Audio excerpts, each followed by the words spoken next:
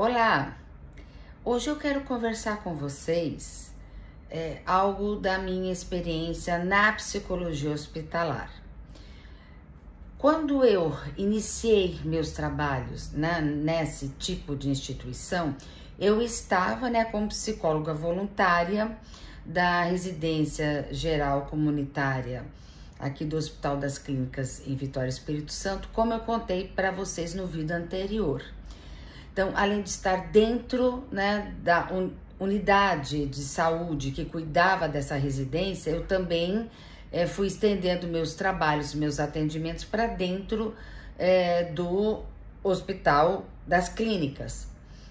E isso me deu um know-how importante para eu articular a teoria com a prática e me fortalecer na prática nas instituições, ou seja, a clínica dentro das instituições.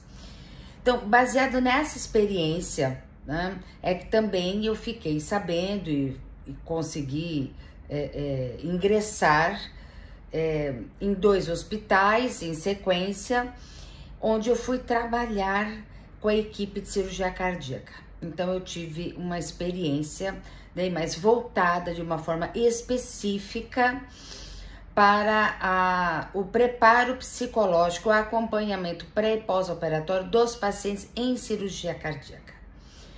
Bem, em geral, o que eu acho importante da gente pensar na psicologia hospitalar?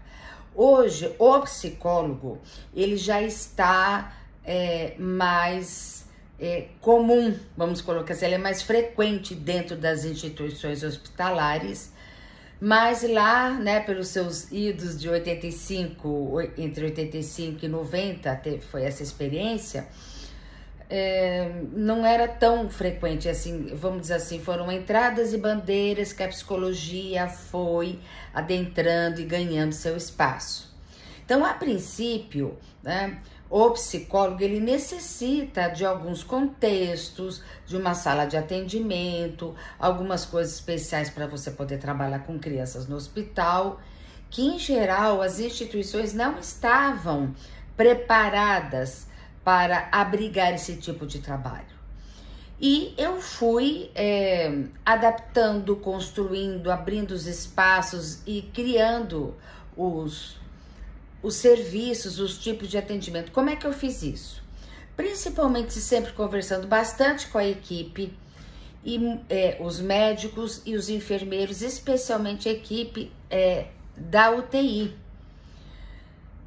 E sempre pensando que tipo de trabalho eu poderia oferecer do preparo psicológico para um paciente de cirurgia cardíaca. Porque eu até pensei, mas isso eu não consegui, de começar a acompanhar os pacientes no ambulatório, que seria o ideal.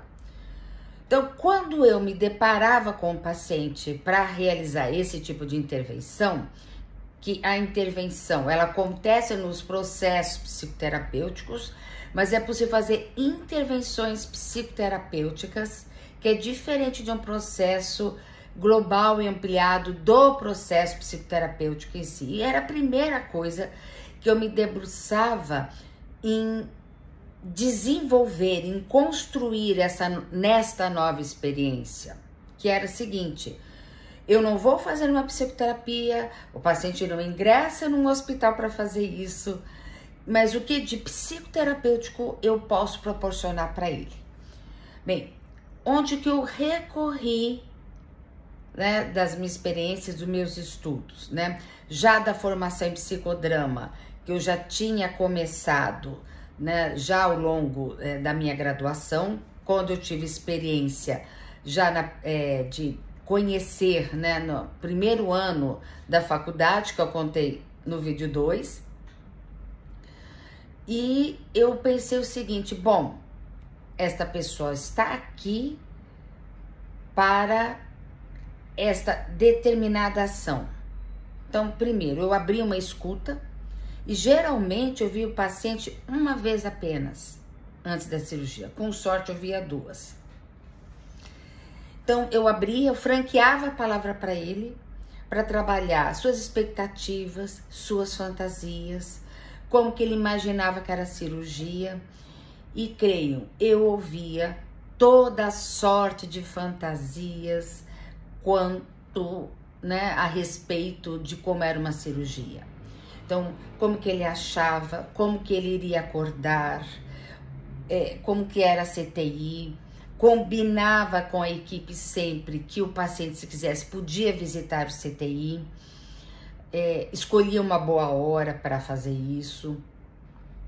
Então, ele tinha um caráter também informativo. Eu trabalhava muito a expectativa e as fantasias e tinha um caráter informativo, porque eu trazia a possibilidade, através da palavra do paciente, de, vamos dizer assim, sair do nível do imaginário para um nível mais real que ele ia acontecer. E eu via que era bastante importante. Por exemplo, um paciente falou assim: a senhora não vai rir de mim? Eu falei, claro que não, pode contar. Olha, me falaram que durante a cirurgia eles botam um coração de cachorro para bater no lugar. Eu falei, não.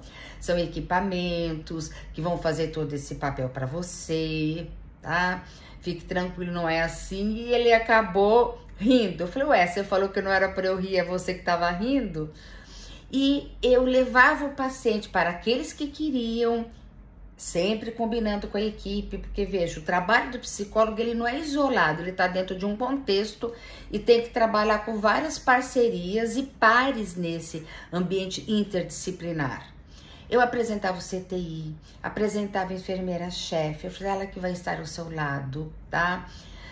O senhor ou a senhora, né, vai acordar com vários instrumentos conectados ao seu corpo. Eu explicava a função de cada um, a subclávia, aqui vai ter um aparelho para medir a pressão, aqui vai estar monitorando seu coração, o senhor vai ter dreno, quando o senhor acordar, eles vão querer logo que o senhor sente e inicia uma fisioterapia pulmonar. Explicava a importância da fisioterapia pulmonar e por que era necessário a colaboração dele.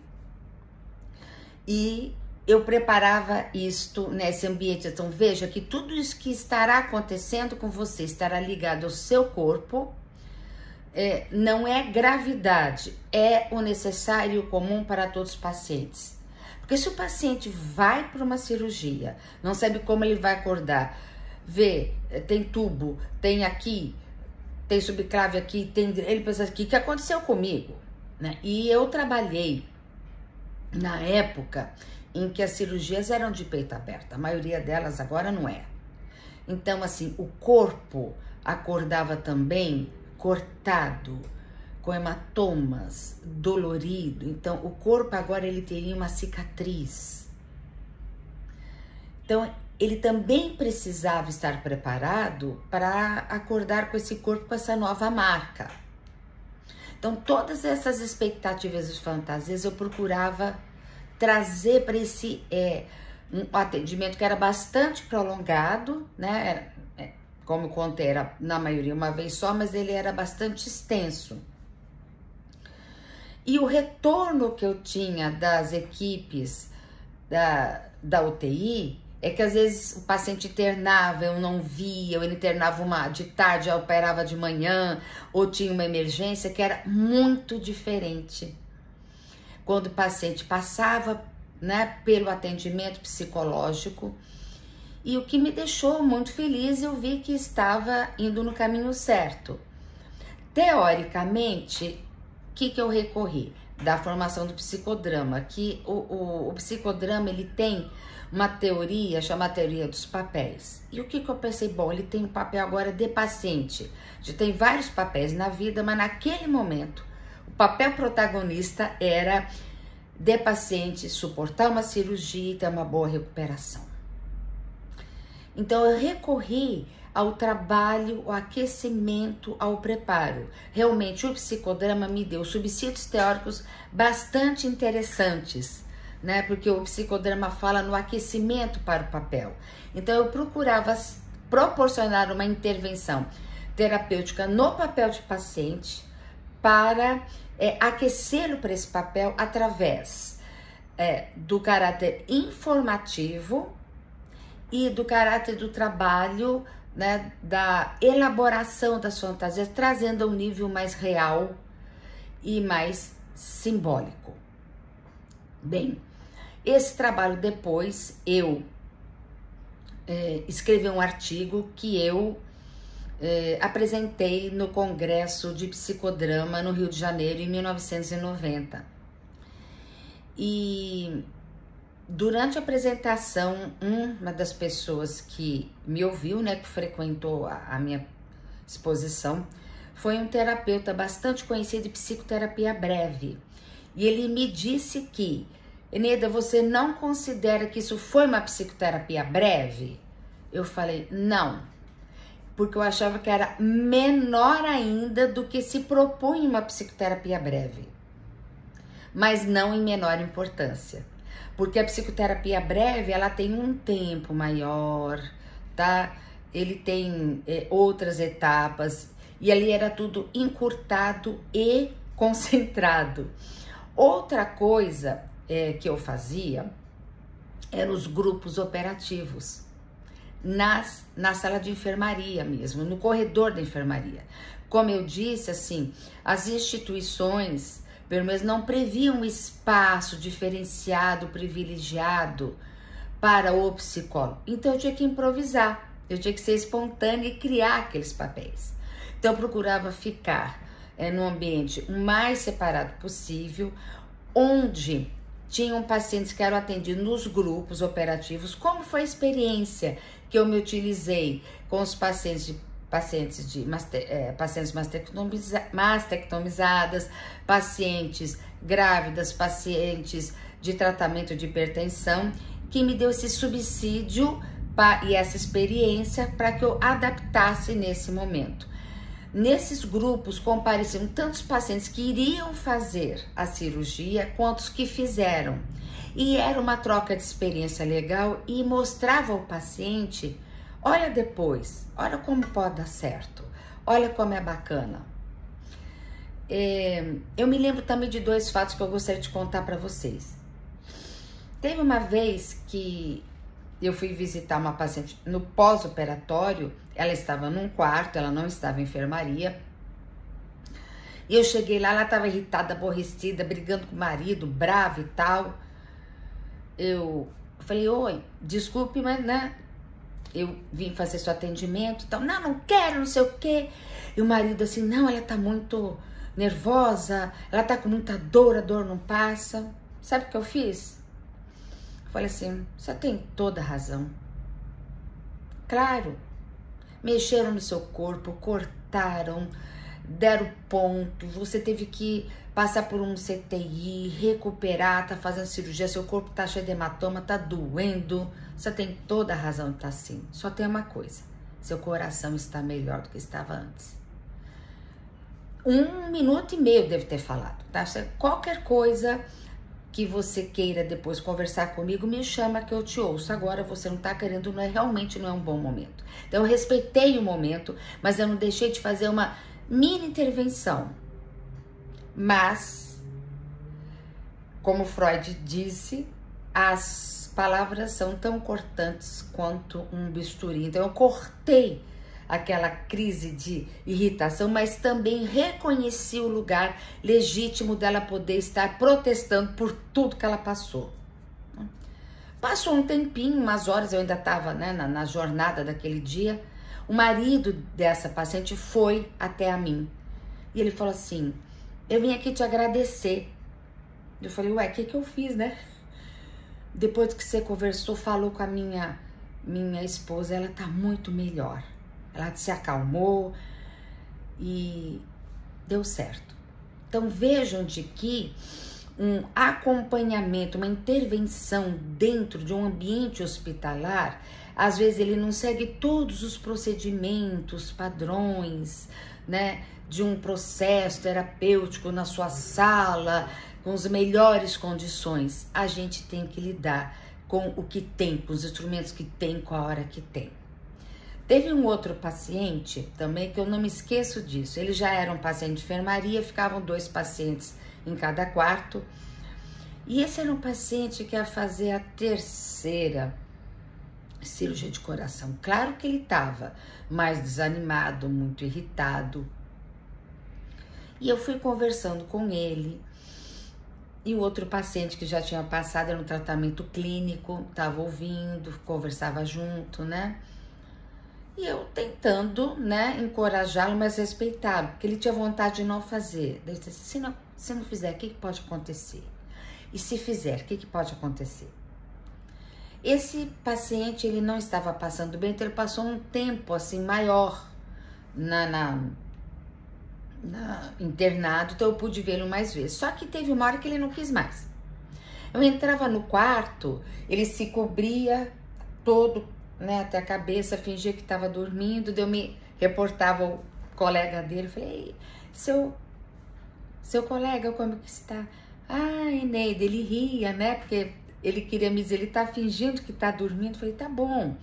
Daí o senhor como está? Porque ele não era de cirurgia cardíaca, então ele não era um paciente, mas como ele estava aí, eu também dava uma palavra para ele. Eu falei, avisa ele que eu passei aqui, por favor, se ele quiser conversar comigo, é só me chamar. Como é que o senhor está? Boa sorte, tudo de bom e tal. Voltava no outro dia, coberto. Falei, nossa, mas eu não dou sorte, né? Toda vez que eu chego aqui, ele tá dormindo, né? Daí o outro paciente ria e tal. Conversava um pouco e ele ia embora. Um dia, eu chegando no hospital, passou um bom tempo, e ele devia ir para as consultas, ele fez a terceira cirurgia, ficou bem. Ele olhou, tava do outro lado da calçada. Ei, Eneida, vem cá. Eu falei, oi, como é que vai o senhor, né? Todo animado, feliz. E ele falou assim, eu quero te agradecer porque você me ajudou muito. Daí eu conversei com ele no quê? Vejam bem, porque eu respeitei meio que a pirraça dele. Ele jogou toda a rejeição da situação para mim. Isso é uma coisa, né? Porque o paciente projeta, né, transferencialmente as questões dele no psicólogo. E aqui, o que serviu para esse paciente? Eu servi de tela de projeção de toda a rejeição da situação e isso ajudou com que ele encarasse a cirurgia. E encarou de que eu respeitei que ele não queria conversar. Porque no hospital a gente é submetido a um monte de coisa que a gente não quer. Então eu acho que isso é muito importante no trabalho do psicólogo dentro do hospital. Respeitar o paciente, porque conosco ele pode dizer não quero, né? Isso é muito importante. Por hoje, era essa experiência que eu queria dividir com vocês. Depois, mais pra frente, nos próximos vídeos, eu terei a experiência para relatar para vocês quando eu trabalhei num hospital infantil aqui da rede pública em Vitória, Espírito Santo. Até lá, espero que vocês tenham aproveitado, né, esses meus relatos. Agradeço a quem me ouviu esse tempo todo, né? Curtam, comentem, compartilhem e até o próximo vídeo, onde eu vou com isso, compartilhando com vocês, né, as minhas experiências e poder, com isso, informar de uma maneira mais ampliada as pessoas, a comunidade em geral, porque eu vejo que as pessoas ainda sabem muito pouco do trabalho do psicólogo. E os meus colegas que estão estudando ou que se formaram, estão começando sua prática profissional, espero deixar aqui algumas notícias que sejam proveitosas. Dúvidas, comentários, complementações, comentem. Um abraço e até o próximo vídeo. Tchau!